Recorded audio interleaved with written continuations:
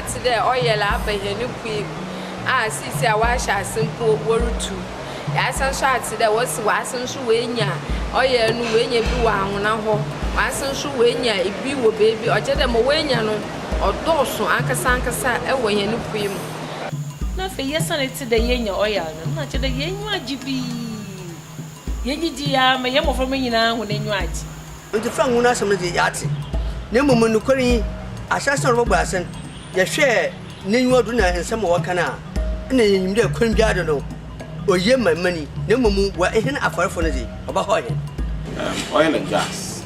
We all know that Ghana has discovered oil since 2007 initial quantities, and we believe that it should be a blessing to Ghanaians and not a curse. The oil found, at first we thought it was going to be a blessing, but now we are realizing that it has rather turned into a case.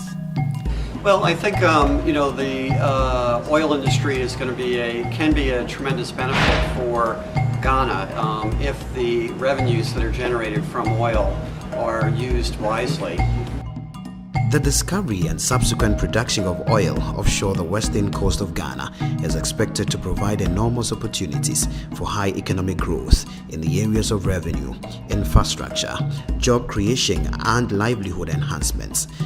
This expectation could be achieved through the development of a comprehensive legal and regulatory framework that will ensure maximum benefits, including maximization of revenues, local content development, and participation, whilst minimizing negative impacts on environments and livelihoods. This documentary therefore explores citizens' perspective of the social, environmental, and economic impacts of the emerging oil and gas industry. First of all, I think it's important to credit Ghana with some significant achievements. And it's very difficult for any country to get ready for oil when they've never had reason to get ready for oil. But with the discovery in 2007, Ghana worked hard, parliamentarians, the government, and civil society, to try to make sure that there's proper legislation in place. The Petroleum Revenue Management Act has very important transparency safeguards. For example, the government must disclose the payments that they receive from oil companies and how much oil is produced on a quarterly basis. This is the kind of transparency safeguard that very few countries actually have. The government was also able to pass a Petroleum Commission Act to make sure that there was an independent regulator in place. But there are pieces of the legislation that are outstanding. For example, the Petroleum Exploration and Production Act is still pending in Parliament. And that means that the sector doesn't have the proper regulation needed, for example, to require open and transparent bidding for new licenses, to require the publication of contracts so everybody can see the kinds of deals that Ghana is getting. The petroleum industry provides enormous opportunity for economic growth. This is evident in the 2011 growth of 14% that was experienced in Ghana. And this is likely a contribution from the oil sector.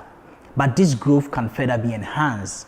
What we need to put in place is a proper legal and regulatory framework that would ensure that locals can participate in the oil industry and also ensure that the environment is protected and livelihoods are also protected. Also, maximization of revenue is one key thing, and we need to ensure that each drop of oil is accounted for, and therefore the monies that are accrued from the oil is used sustainably. What have been the challenges of managing the petroleum revenues? The key one has to do with the estimation of the benchmark revenue, which determines how much of the money goes into the budget and how much is split into the petroleum funds. We realized that for 2 years running, there's been overestimation of the benchmark revenue. It was because of the fact that the government is still expecting some money from corporate taxes. But what we found was that the companies are not in tax-paying position because of capital allowances that they're allowed to recover within the first 5 years of the operation. So In 2011, there was an expectation of some 600 million Ghana cedis in corporate taxes. They got zero. And this year, they're projecting to get 300 and something million Ghana cedis. And from what we've seen so far, we're not going to get any corporate taxes because the companies are simply not in a tax-paying position. What we were looking at is how oil money that is generated and goes to the government in Accra actually reaches the districts in the western region. And so for those district assemblies, such as Jomoro district, how are they managing the money they're receiving? And how can we increase the role and the power of assemblymen and their constituents to have a say in how that money is spent so that it reflects the priorities that are expressed by the communities themselves? Definitely, the challenge for oil and gas industry is to avoid the resource curse by managing the environmental and social concerns associated with the resource exploitation. Therefore, 2 years into the oil production, these have been some of the impact on environment and community livelihoods. For the meantime, we are exploring and exploiting oil from the same area that fishers also operate. That's the sea, and therefore they have something in common. There's something positive if you think of the overall benefit to the country as a whole, which the fishermen also will benefit as regards getting their inputs to operate with. They also have some concerns that their fishing area is dwindling because they are not allowed to go through too close to the bricks. What we have realized is that, especially in the western region, coastal communities and fishing communities are experiencing impact from the offshore oil and gas production. And this is something that we need to look at. We need to find sustainable solutions for these impacts. It's yet a frank winning Kadorbe, and in this oil for Sumpo Mahena, Igmania, Odubia, or to a half for German. And the effort when you frank Tufu Aye Kumea, Oye, and when I can and Biara. And now you didn't check Abana Casasso, or to Wamahiti, or Frank Wihu. The medicine one more assassin when we you and my Aban. Companies, you know, Yenzesia, and Mohammed had to be a who yes into our Obaba Dachi. You know, or how he never more than there, says Sarah Murkase. As a savior, why in the front wound is come, another name for Sujuno, which is their effort, Yenja be burying. Wabam Waban, when they be a bibimpa, let them a piano jama, and why whip him. No moment is Shapa Papaji, Yenya Biampo Bessie Sarah. The oil find has greatly affected fishing in this community, and most of the people here are fishermen. And this problem has brought about hardship in the community because there had been some bad catch. The women are complaining, and the fishermen are also complaining. Well, there has been some effects on the fisheries resources. For instance, in recent times, there have been a number of boat accidents involving fishermen, boats, destruction of the fishing nets, and to the extent that in one particular case, a life was lost. Yeah. So, and then apart from that, the fishermen complain about the fishing grounds being taken over. We all know that internationally, 500 meters is what is recommended as a no-go area or no fishing area for any rig. But then, in our case, we are having a 1 mile radius, which we think that is not fair. It is really crippling the fishing industry. And there was Mama Yankohobio. Oh no, I have for free. Now, the Oho saying there, oil and gas in best one. Mamma, oil in Sumian, which ship, P. Rizzi, Akonaba, wɔ ɛpo no do wɔrekɔ wɔreba no so yɛ hɔ de ma hɛn nti abɛda ɔwɔ dɛ afrafo no yɛyɛ ahwɛ yie wɔ yɛn nantobea do na yɛsrɛ dɛ company a ɔretu ɔyɛ ne gas wɔ hɔ no so ɔbɛyɛ ahwɛ yie ama ahɛma a yɛwɔ nkanka west region a yɛtwam kɔ Ivory Coast na yɛba wɔso wɔyɛ ahwɛ yie mfa ma hɛn na afei so bia wɔtu oil and gas nkyɛ hɔ na yɛkɔ po hɔ ndɛ nnam no nyinaa so ɛkɛgyina hɔ ɔnam kandeɛ a ɔwɔ hɔ nti na yɛ so nnam nti na yɛwɔ hɔ yi ɔma ma yɛbɛpɛ dɛ yɛbɛkɔ hɔ nti yɛn nyinaa yɛ ɛhaw a aba afrafo yɛn asetem wɔ western region. Now that this has come, it's going to affect our industry because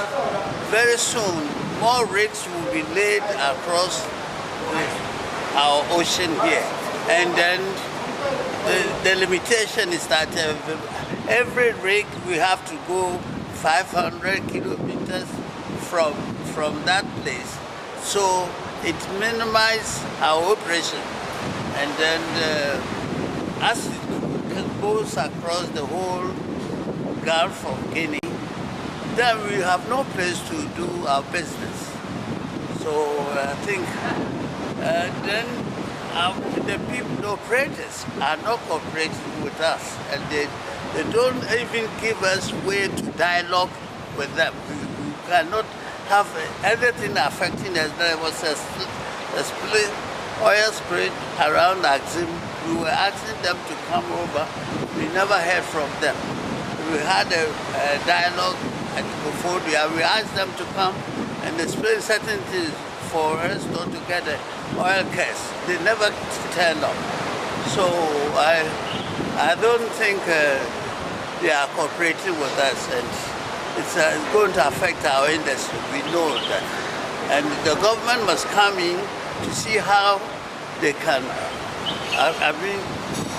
subsidize our operation, because very soon all these places will be covered with rigs, and we have no place to operate. Sisi ala obudru mribia efani hina obotosu because demra talofo wo baby si hone rego he wo so onyina onfon konfon bra oil rigs and peel bebe nsum na so be nsum dam na se efar no obra hen edwuma aza nyame bi be bibi oho kakra. Recently there are so many wheels dying and so many bitumen and so many seaweeds, which of course is preventing us from dragging the net to shore. That is at the end of it all, is affecting the fishing business. Sisi ala yepui enami bebre wo hɔ a ɔre yiwu apunu today eban ina onyi tru yinam da minami nyina sisi a wɔre yiwu apui ma yankofo wɔ kwa wɔmfe bimba ena nso ade bi wa ba apunu mko efu bi a ɔwɔ hɔ a na apunu eyi na aba yebisa ebisi de onye oya na ebisa oya na yehu hwe ya afre mpenyumfum wa abohwe wɔso wɔrekɔ na wa akɔhwehwem na wa aba yɛnte ho hwe nti ɔyɛ hɔ kɛse ɔdema ɛhɛ na yɛwɔ mpano hɔ ɛnyɛ nso yenyi wɔse ɔyɛ na odu baabi a ɔyɛ ebi tumugu ɛnyɛ nso yenyi nyimzi ɔkyɛ dɛ si hu dɛ ihu da made a ɔkyɛ dɛ ɔyɛ ne bi na webugu pono do no nti ebi afrɛ anade yede nti wayɛ hɔ kɛse ɔde ama. In recent times we've had a problem with sargassum. That reminds me of ballast water. For instance, if the vessels come and they discharge ballast water into our environment, they are likely to carry alien species of flora or fauna into our system. And that is most likely what we are seeing. This sargassum problem hasn't been there until recently, and it is also affecting fishing activities of our fishermen.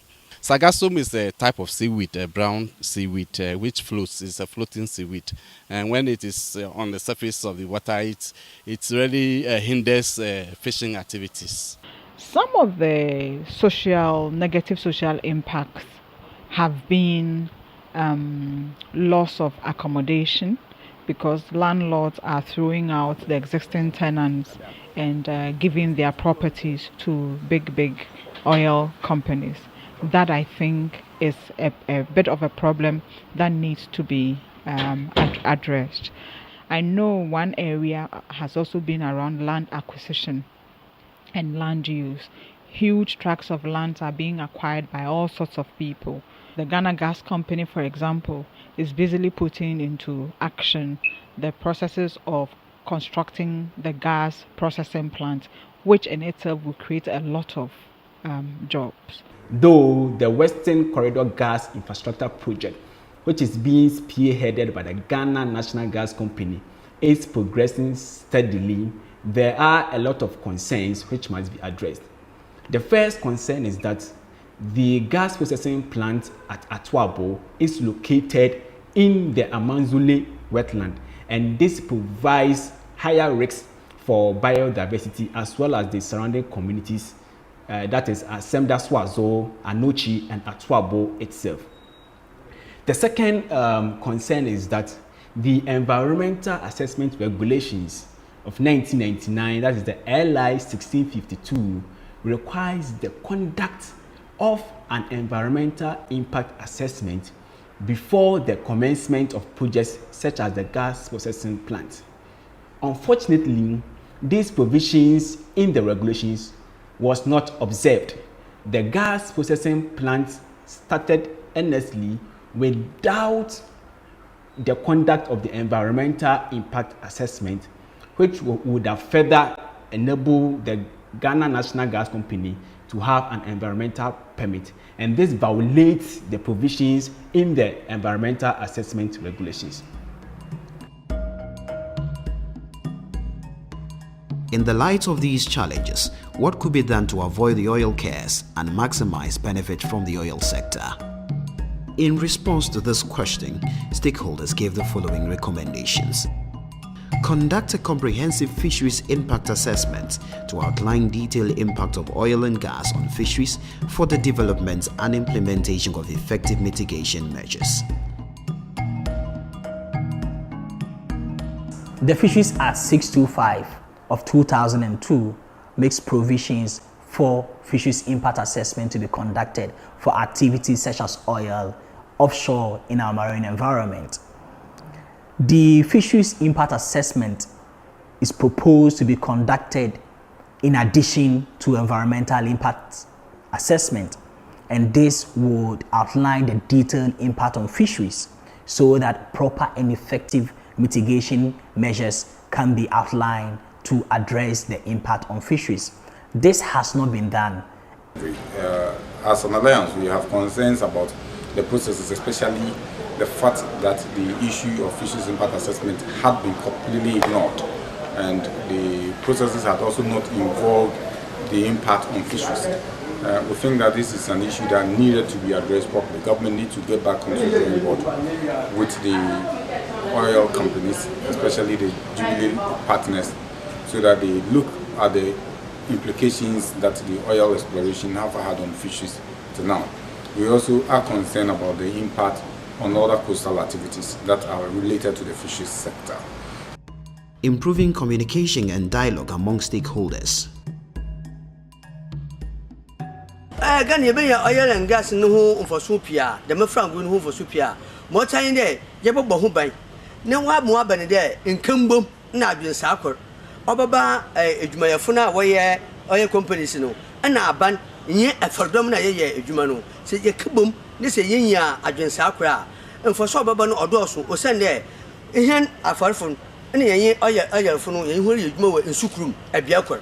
Nti se adwene yakor mo ba ne se ye ha obi wotiye na ase won so wo ha obi ye tasa aban na wo mani mu no so ne ho boton manyi hinara ahoton wa kan.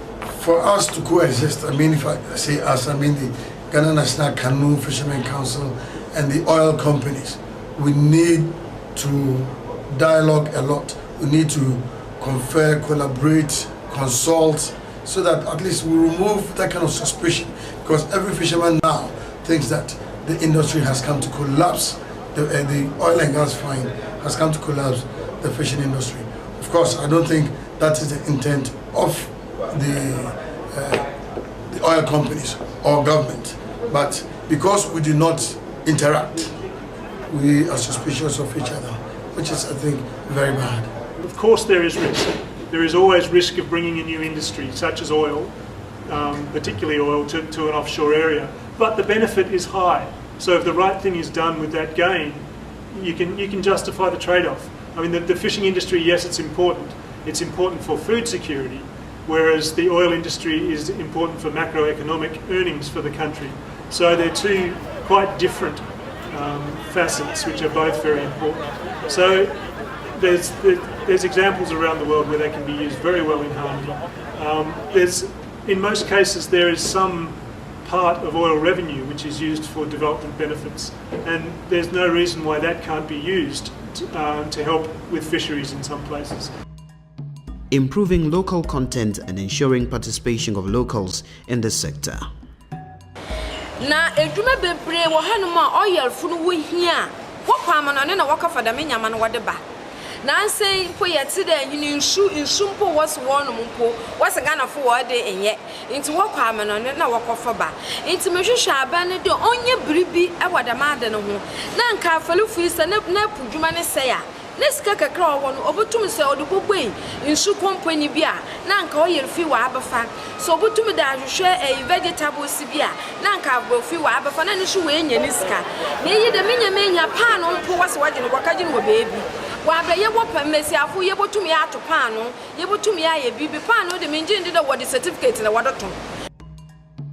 Transparent, accountable and sustainable revenue management and utilization toward poverty reduction and accelerated development. We strongly believe that for the oil to be a blessing, one, there should be transparency. The mining methods should not affect local communities, but should rather bring them out of poverty, so that we will have a repeat of the problems in some other parts of Africa. To have a clear roadmap which will be provided in a development plan, long-term development plan, that is bipartisan, bought into by all Ghanaians.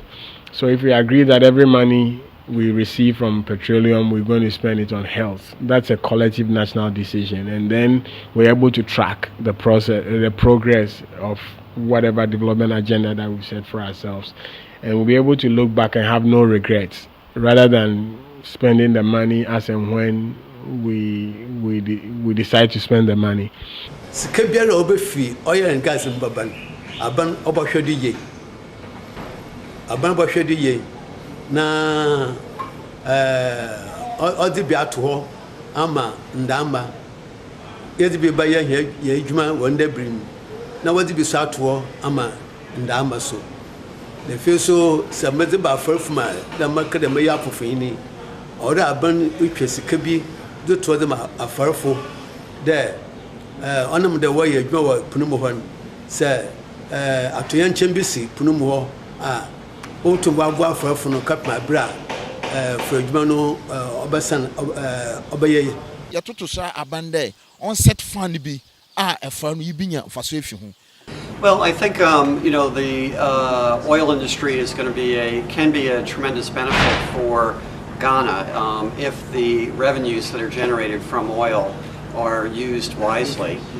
In a lot of countries, what they do, however, is that oil industries often have onshore impacts, and then there's also the danger on if there is an oil spill, or impacts in terms of social impacts or development impacts on public services like roads and ports.